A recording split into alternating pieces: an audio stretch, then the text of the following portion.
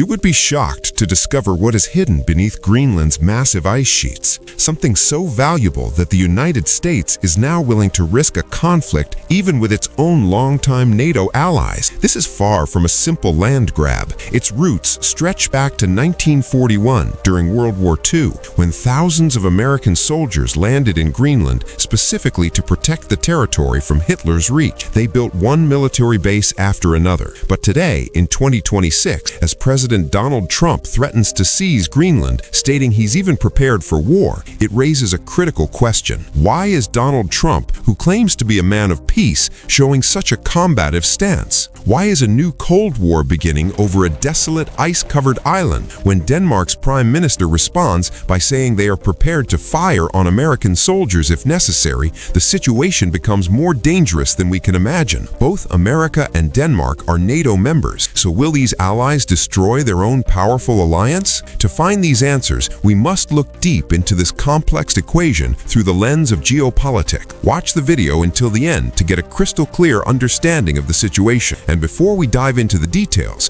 don't forget to leave a like. To understand exactly why America is so desperate to seize Greenland, we first have to understand its geography. On a standard map, Greenland looks massive, but it isn't actually as large as it appears. You'd be surprised by its actual size compared to India. Located right near the North Pole, very little sunlight reaches here. As a result, for millions of years, the island has been buried under an ice sheet several kilometers thick. Scientists estimate there are about 2.1 million cubic kilometers of ice here, the weight of which has actually pushed the island's landmass below sea level. But the real secret lies beneath that ice, resources that are keeping America awake at night. The weather here is so extreme that on an island nearly half the size of Europe, only 56,000 people live. History shows that around 1000 AD, the fierce Vikings, the ancestors of today's Danes, first established settlements here. Later, around 1450, the Inuit began living here, and in 1721,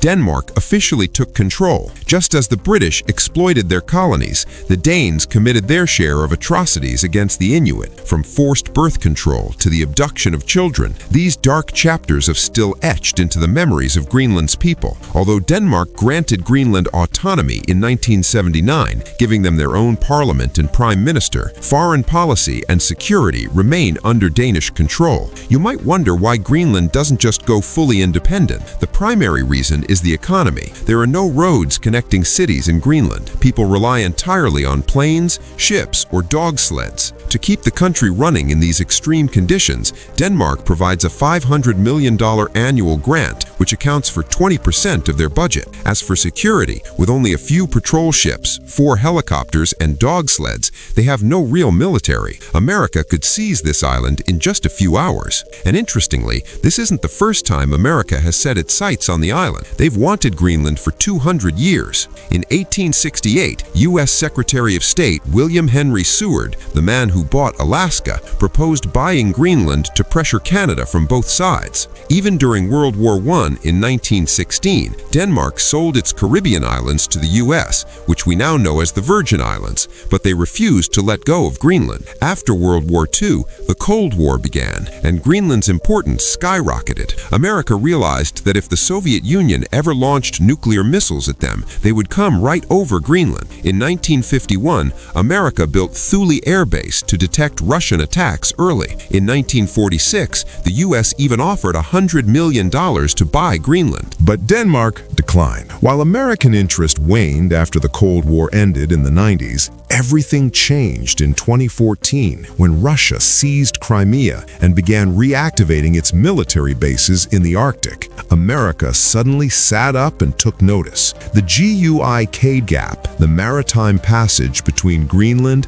Iceland, and the United Kingdom, is vital for America to intercept Russian submarines. If they lose control of this route, Russian subs could easily easily slip into the Atlantic and reach the US coast. And it's not just Russia. China is also trying to become a major player here. When China initiated a project to build airports in Greenland, America stepped in and pressured them to cancel it, because America knows exactly how big of a threat it would be if China gained a foothold here. Furthermore, if Russia gains control over the undersea internet cables, communication between Europe and America could be completely cut off. But that's just the security side of it. Behind this lies a massive hidden agenda. Just as Trump spoke about seizing Venezuela for its oil, there are approximately 52 billion barrels of oil and $4 to $5 trillion worth of mineral resource buried under Greenland's ice, specifically rare earth elements, which are essential for manufacturing modern chips and batteries. Currently, China controls 90% of these rare earth elements, and America is desperate to break that monopoly. Moreover, as global warming melts the ice, a new sea route or trade route is opening up in the North Pole that will shorten the distance between Asia and Europe. America wants to control this route and collect the tolls. So what are Trump's options? First, buying it. Experts say if you value it at $1 million per person, the price could be around $56 billion.